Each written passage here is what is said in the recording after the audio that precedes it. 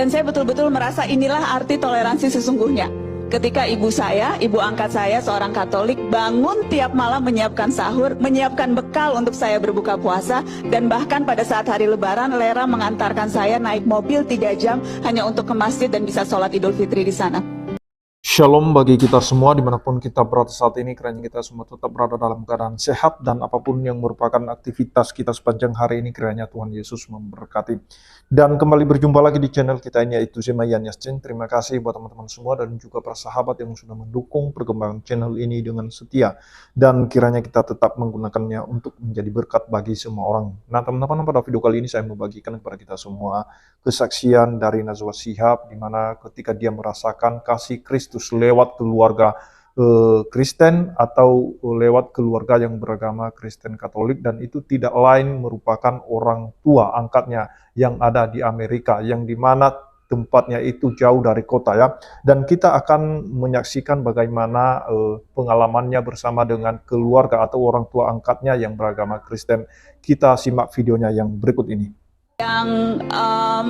Yang sampai sekarang betul-betul berkesan pada saya adalah ketika itu saya satu-satunya muslim di kota itu. Jadi ini kalau bayangin Amerika bukan yang ada di TV-TV atau film-film yang kota maju. Saya tinggal di kota kecil namanya Borough Dublin Perth, kira-kira 5 jam dari New York City. Kota kecil dan saya satu-satunya muslim di kota itu. Tapi saya ingat ketika bulan puasa, ibu saya yang setiap minggu datang ke gereja, setiap malam bangun menyiapkan sahur untuk saya. Setiap malam. Seminggu pertama, ia bahkan mencoba untuk ikut berpuasa, tetapi kemudian tetap minum. Dan saya ingat untuk anak usia 16 tahun yang lagi rindu setengah mati sama orang tua karena lama tidak bertemu, tinggal di kota yang tidak ada penduduk muslimnya, terbiasa Ramadan dirayakan satu negara. Dan saya betul-betul merasa inilah arti toleransi sesungguhnya.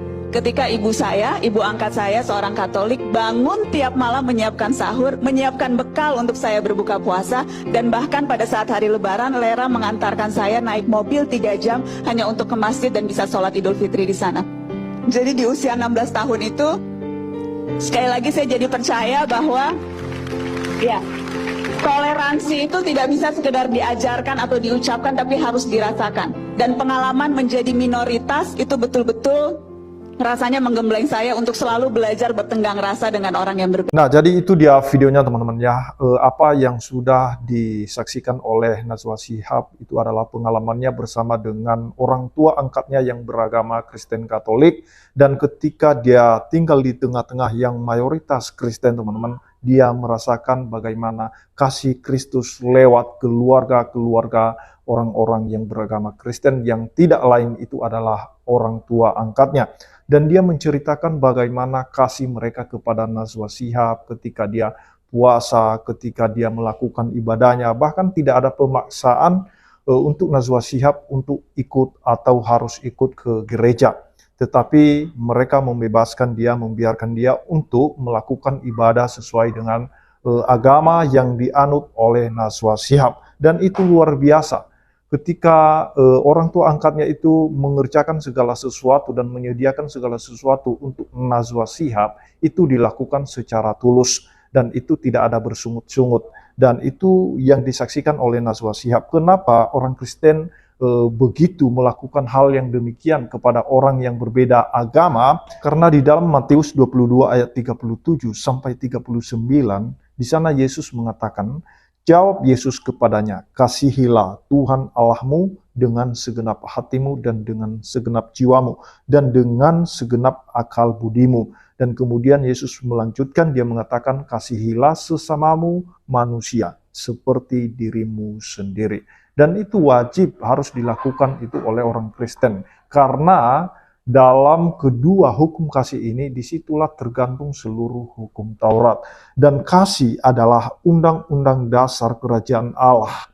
Dalam keimanan Kristiani, kasih adalah hukum. Dan hukum itu mengikat.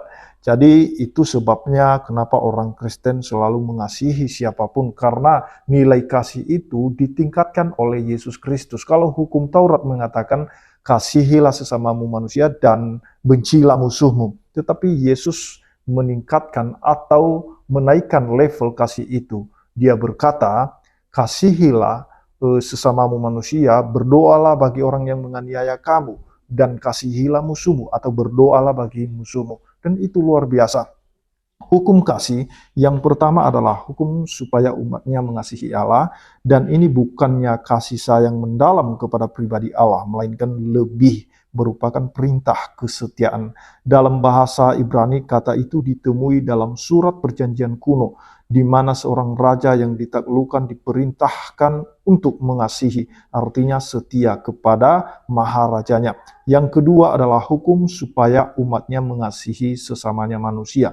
Allah menciptakan manusia dengan kodrat untuk mengasihi adalah karena tanpa kasih, manusia tidak dapat mencapai surga atau keselamatan.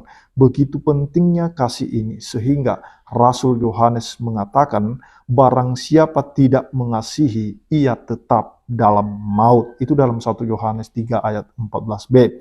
Tetapi kata kasih itu juga dipakai dalam arti yang cukup modern. Misalnya apabila Yakub mengabdi kepada Laban selama 7 tahun untuk mendapatkan Rahel, tetapi masa itu dianggapnya seperti beberapa hari saja karena cinta kasihnya kepada Rahel. Itu dalam Kejadian 29 ayat 20 ya kisahnya. Kemudian Hosea menggunakan gambaran kasih, perkawinan, dan ketidaksetiaan untuk melukiskan hubungan Israel dengan Allah. Hosea 6 ayat 4-6. Penggambaran kasih Allah kepada Israel dalam Hosea 3 ayat 1 yang menyatakan kesetiaannya bagi orang dalam perjanjiannya. Yesaya mengibaratkan kasih Allah kepada Israel seperti kasih seorang ibu kepada anaknya. Seluruh jajaran arti dari kata ini secara lahir, emosi, intelek terdapat dalam Alkitab. Jadi Tuhan Yesus menggabungkan perintah kasih kepada Allah dan kasih kepada sesama manusia. Dan juga di dalam Imamat 19 ayat 18, tetapi melangkah lebih jauh dengan menekankan kewajiban untuk mengasihi musuh juga. Suatu kisah dalam Injil Lukas 7 ayat 36-50 memperlihatkan bagaimana seorang perempuan yang membasuh kaki Yesus telah begitu dibebaskan oleh pengampunan sehingga ia melimpahkan suatu kekayaan kasih yang besar. Dalam surat-surat Paulus juga kasih bersatu dengan iman dan pengharapan.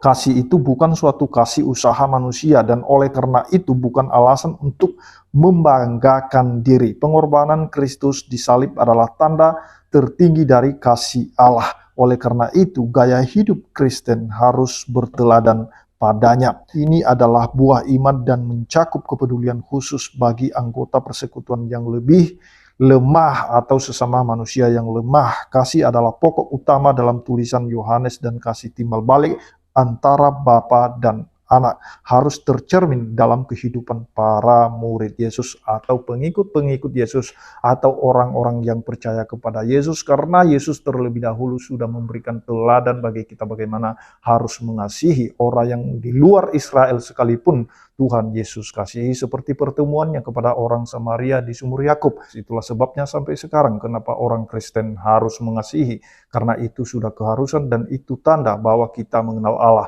Karena orang yang tidak memiliki kasih itu tandanya dia tidak mengenal Allah, karena Allah itu adalah kasih. Demikian yang saya sampaikan kepada teman-teman semua. Kiranya Tuhan Yesus memberkati kita semua. Shalom.